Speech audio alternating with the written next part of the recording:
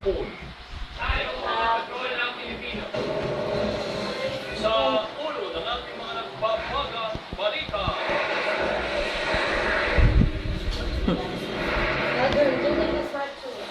Malaysian Commandos umatake na sa grupo ng Sultanate of Sulu.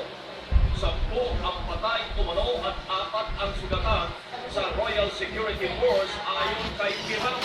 DFA, kinumpirmang tapos ang stand-off sa Sabah. Dalawang Malaysian Security Forces patay kay bilang may-ari ng mga ikat-ikat ni Kiram. Mga taga-lahat na po ng panik sa paglusong ng mga sultanong Malaysian sa grupo ni Kiram. Mga gahe kansilado, traffic nagkabuhon-buhon.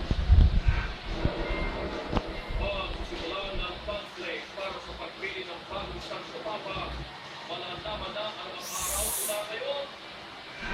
Solo, bumantad sa Quezon City sa unang araw ng Fire Brigade Month, Bata Patay. Turis pa ang mga location dapat kung nabago ng mga sultano at unang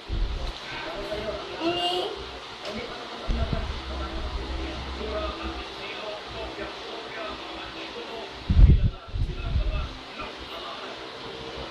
Ang exclusive, ang dinailan at gay action, nagkamali ka na sa loto.